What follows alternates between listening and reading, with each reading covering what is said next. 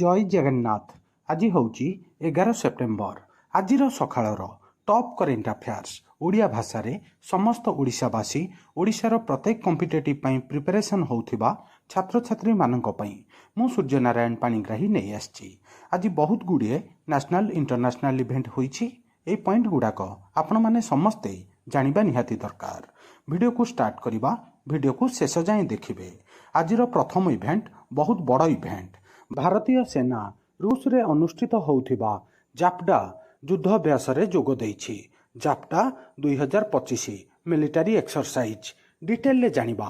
ବହୁତ ବଡ଼ national event. ଭାରତୀୟ ସଶସ୍ତ୍ର ବାହିନୀର ଏକ 65 ଜଣିଆ ଟିମ୍ ଦଳ ରୁଷର ମୁଲିନୋ ତାଲିମ ଭୂମିରେ ସେପ୍ଟେମ୍ବର 10ରୁ 16 ପର୍ଯ୍ୟନ୍ତ ଅନୁଷ୍ଠିତ ହେବାକୁ ଥିବା ବହୁପାକ୍ଷୀୟ ଅଭ୍ୟାସ ଜାପଡା 2025ରେ ଅଂଶଗ୍ରହଣ କରିବା ପାଇଁ ଭାରତୀୟ ସେନା ପ୍ରସ୍ଥାନ କରିଛି, ଯେଉଁଥିରେ କି ଇଣ୍ଡିଆନ୍ ଆର୍ମିର 57 ଜଣ ସଦସ୍ୟ ଅଛନ୍ତି, ଏୟାରଫୋର୍ସର 7 ଜଣ, ନେଭିର ଜଣେ କର୍ମଚାରୀ ସାମିଲ ଅଛନ୍ତି। ଏହି ଯୁଦ୍ଧ ଅଭ୍ୟାସର ଲକ୍ଷ୍ୟ କୌଶଳଗତ ଅଭ୍ୟାସ ଏବଂ ବହୁରାଷ୍ଟ୍ରୀୟ ପରିବେଶରେ ଉଦୀୟମାନ ପ୍ରଯୁକ୍ତିବିଦ୍ୟାର ସମନ୍ୱୟ ସହିତ ପାରମ୍ପରିକ ଯୁଦ୍ଧ ଏବଂ ଆତଙ୍କବାଦ ବିରୋଧରେ ସାମରିକ ସହଯୋଗ ଏବଂ ମିଳିତ କ୍ଷମତାକୁ ବୃଦ୍ଧି କରିବା। ମନେ ରଖିବେ ଜାପଡା 2025। ଏଇଟା ଆଉ ଗୋଟେ ବଡ଼ ନ୍ୟାସନାଲ୍ ଇଭେଣ୍ଟ। କ୍ରୀଡ଼ା ନବସୃଜନକୁ ପ୍ରୋତ୍ସାହିତ କରିବା ପାଇଁ ସାଇ ଏବଂ IIT ଦିଲ୍ଲୀ ମିଳିତ ହୋଇଛନ୍ତି। ଡିଟେଲରେ ଜାଣିବା।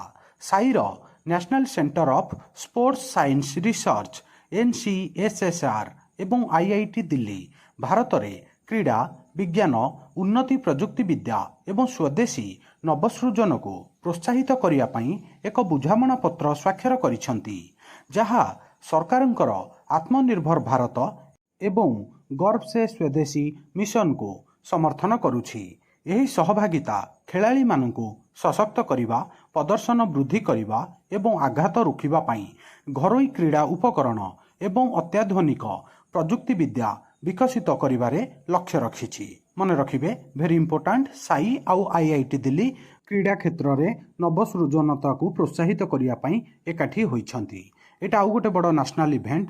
ପଞ୍ଜାବରେ ବନ୍ୟା ପ୍ରଭାବିତଙ୍କ ପାଇଁ ପ୍ରଧାନମନ୍ତ୍ରୀ ମୋଦି 1600 କୋଟି ଟଙ୍କାର ସହାୟତା ଘୋଷଣା କରିଛନ୍ତି। ଡିଟେଲରେ ଜାଣିବା। ପ୍ରଧାନମନ୍ତ୍ରୀ ନରେନ୍ଦ୍ର ମୋଦି ଗୁରୁଦାସପୁରରେ ଏକ ବିମାନ ସର୍ଭେ ଏବଂ ସମୀକ୍ଷା ବୈଠକ କରିବା ପରେ ବନ୍ୟା ପ୍ରଭାବିତ ପଞ୍ଜାବ ପାଇଁ 1600 କୋଟି ଟଙ୍କାର ଆର୍ଥିକ ସହାୟତା ଘୋଷଣା କରିଛନ୍ତି। ଏହା ରାଜ୍ୟ ସହିତ ପୂର୍ବରୁ ଥିବା 12,000 କୋଟି ସହିତ SDRF ପାଇଁ ଆଗୁଆ ମୁକ୍ତି, PM କିଷାନ ସହାୟତା ଏବଂ PM ଆବାସ ଯୋଜନା, PMNRF ଏବଂ MNRE ଭଳି ଯୋଜନା ମାଧ୍ୟମରେ ସହାୟତା ପ୍ରତିଶ୍ରୁତି ସହିତ ଅତିରିକ୍ତ ରିଲିଫ୍ ପଦକ୍ଷେପରେ କୃଷକମାନଙ୍କ ପାଇଁ ସାହାଯ୍ୟ, ସ୍କୁଲ ପୁନର୍ନିର୍ମାଣ ପାଇଁ PM କେୟାର୍ସ ଅଧୀନରେ ଅନାଥ ପିଲାଙ୍କ ପାଇଁ ସହାୟତା ମଧ୍ୟ ଅନ୍ତର୍ଭୁକ୍ତ। ମନେ ରଖିବେ, ପଞ୍ଜାବ ପାଇଁ 1600 କୋଟିର ଆର୍ଥିକ ସହାୟତା। ଏଇଟା ଆଉ ଗୋଟେ ବଡ଼ ନ୍ୟାସନାଲ୍ ଇଭେଣ୍ଟ। ସ୍ୱଚ୍ଛ ଉତ୍ସବ 2025 ସେଲିବ୍ରେଟ୍ ହୋଇଛି। ଡିଟେଲରେ ଜାଣିବା। ବହୁତ ବଡ଼ ନ୍ୟାସନାଲ୍ ଇଭେଣ୍ଟ। ଗୃହ ନିର୍ମାଣ ଏବଂ ସହରାଞ୍ଚଳ ବ୍ୟାପାର ମନ୍ତ୍ରାଳୟ MoHUA ଏବଂ ପାନୀୟ ଜଳ ଏବଂ ପରିମଳ ବିଭାଗ DDWS 17 ସେପ୍ଟେମ୍ବରରୁ 2 ଅକ୍ଟୋବର ପର୍ଯ୍ୟନ୍ତ ଏକ ସ୍ୱଚ୍ଛତା ହିଁ ସେବା SHS 2025 ଅଭିଯାନ ସ୍ୱଚ୍ଛ ଉତ୍ସବ ଆରମ୍ଭ କରିବ, ଯାହା ସ୍ୱଚ୍ଛତା ଲକ୍ଷ୍ୟ ୟୁନିଟ୍, ସ୍ୱଚ୍ଛ ସବୁଜ ଉତ୍ସବ ଏବଂ ସଫାଇ ମିତ୍ର ସୁରକ୍ଷା ଶିବିର ଉପରେ ଧ୍ୟାନ କେନ୍ଦ୍ରିତ କରିବ। କେନ୍ଦ୍ରମନ୍ତ୍ରୀମାନେ ଗୁରୁତ୍ୱାରୋପ କରିଥିଲେ ଯେ ସ୍ୱଚ୍ଛତା ଏକ ନିରନ୍ତର ଜନ ଆନ୍ଦୋଳନ ଅଟେ। ମନେ ରଖିବେ, ଏଇଟା ଆଉ ଗୋଟେ ବଡ଼ ଇଣ୍ଟରନ୍ୟାସନାଲ୍ ଇଭେଣ୍ଟ। ଗୁଇନାର ରାଷ୍ଟ୍ରପତି ଭାବରେ ଇରଫାନ ଅଲି ଦ୍ୱିତୀୟ ଥର ପାଇଁ ବିଜୟୀ ହୋଇଛନ୍ତି। ଡିଟେଲରେ ଜାଣିବା। ଦକ୍ଷିଣ ଆମେରିକୀୟ ରାଷ୍ଟ୍ର ଗୁଆନା ପାଇଁ ଏକ ନିର୍ଣ୍ଣାୟକ ମୁହୂର୍ତ୍ତରେ 1 ସେପ୍ଟେମ୍ବର 2025ରେ ଅନୁଷ୍ଠିତ ଏକ ସଫଳ ସାଧାରଣ ନିର୍ବାଚନ ପରେ ରାଷ୍ଟ୍ରପତି ଇରଫାନ ଅଲି ଦ୍ୱିତୀୟ ଥର ପାଇଁ ପୁନଃ ନିର୍ବାଚିତ ହୋଇଛନ୍ତି। ତାଙ୍କ ଦଳ ପିପୁଲ୍ସ ପ୍ରୋଗ୍ରେସିଭ୍ ପାର୍ଟି ସିଭିକ୍ ଗୁଆନାର ସଂସଦରେ ବହୁମତ ହାସଲ କରିଛି, ଯାହା ଅଲିଙ୍କୁ ବିପୁଳ ତୈଳ ସମ୍ପଦ ଏବଂ ଜଟିଳ ଭୂ ରାଜନୈତିକ ଚ୍ୟାଲେଞ୍ଜର ଏକ ଯୁଗରେ ଦେଶକୁ ମାର୍ଗଦର୍ଶନ କରିବା ପାଇଁ ଏକ ନୂତନ ଜନାଦେଶ ପ୍ରଦାନ କରିଛି। ମନେ ରଖିବେ, ଭେରି ଇମ୍ପୋର୍ଟାଣ୍ଟ। ଗୁଆନାର ନୂତନ ରାଷ୍ଟ୍ରପତି। ଏଇଟା ଆଉ ଗୋଟେ ବଡ଼ ଇଣ୍ଟରନ୍ୟାସନାଲ ଇଭେଣ୍ଟ। ବର୍ତ୍ତମାନ ଫ୍ରାନ୍ସର ପ୍ରଧାନମନ୍ତ୍ରୀ ରୂପେ ଲୋକେର୍ଣ୍ଣଙ୍କୁ ନିଯୁକ୍ତି କରାଯାଇଛି। ଡିଟେଲରେ ଜାଣିବା। 9 ସେପ୍ଟେମ୍ବର 2025ରେ ଏକ ସାହସିକ ରାଜନୈତିକ ପଦକ୍ଷେପ ନେଇ ଫ୍ରାନ୍ସର ବର୍ତ୍ତମାନର ରାଷ୍ଟ୍ରପତି ଇମାନୁଏଲ ମାକ୍ରୋଁ ଏକ ବିଫଳ ବଜେଟ୍ ପାଇଁ ଫ୍ରାନ୍କୋଇସ୍ ବେରୋଙ୍କ ସରକାର ଭାଙ୍ଗିଯିବା ପରେ ସେବାଷ୍ଟିନ୍ ଲୋକେର୍ଣ୍ଣଙ୍କୁ ଦେଶର ନୂତନ ପ୍ରଧାନମନ୍ତ୍ରୀ ଭାବରେ ନିଯୁକ୍ତି କରିଥିଲେ।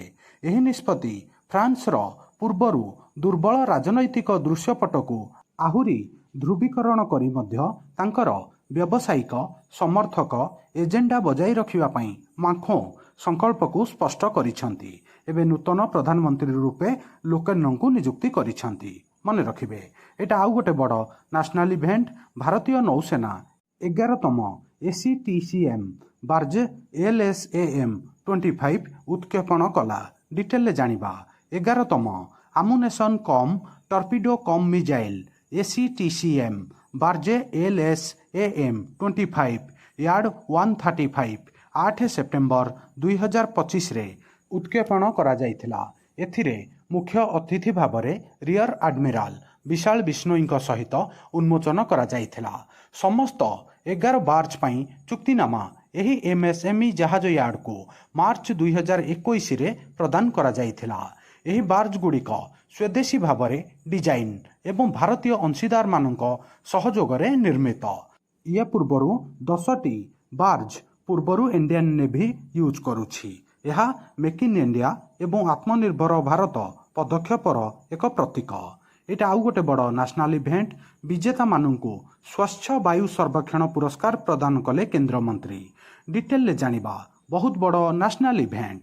ସ୍ୱଚ୍ଛ ବାୟୁ ସର୍ବେକ୍ଷଣ ପୁରସ୍କାର 2025 ଏବଂ ଆର୍ଦ୍ରଭୂମି ସହର ମାନ୍ୟତା ସମାରୋହ 9 ସେପ୍ଟେମ୍ବର 2025ରେ ଅନୁଷ୍ଠିତ ହୋଇଥିଲା, ଯାହା ଭାରତର ସବୁଜ ଉଦ୍ଭାବନ ଏବଂ ପରିବେଶଗତ ଭାବରେ ସକ୍ରିୟ ସହରାଞ୍ଚଳ କେନ୍ଦ୍ରଗୁଡ଼ିକୁ ପାଳନ କରିଥିଲା। କେନ୍ଦ୍ର ପରିବେଶ ମନ୍ତ୍ରୀ ଶ୍ରୀ ଭୂପେନ୍ଦ୍ର ଯାଦବ ଜାତୀୟ ସ୍ୱଚ୍ଛ ବାୟୁ କାର୍ଯ୍ୟକ୍ରମ NCAP ଅଧୀନରେ ଶ୍ରେଷ୍ଠ ପ୍ରଦର୍ଶନକାରୀ ସହରଗୁଡ଼ିକୁ ସମ୍ମାନିତ କରିଥିଲେ। ରାମସାର ସମ୍ମିଳନୀ ଅଧୀନରେ ଆର୍ଦ୍ରଭୂମି ସହରର ମାନ୍ୟତା ପାଇଁ ଇନ୍ଦୋର ଏବଂ ଉଦୟପୁରକୁ ସ୍ୱୀକୃତି ମଧ୍ୟ ଦେଇଥିଲେ। ମନେ ରଖିବେ, ଇନ୍ଦୋର ଏବଂ ଉଦୟପୁର, ଯାହାକୁ ଆର୍ଦ୍ରଭୂମିର ମାନ୍ୟତା ମିଳିଛି 2025ରେ। Very important. ସାଙ୍ଗମାନେ, ଆଜିର ସକାଳର ଟପ୍ କରେଣ୍ଟ ଆଫେୟାର୍ସ ଏଇଠି ସରିଲା।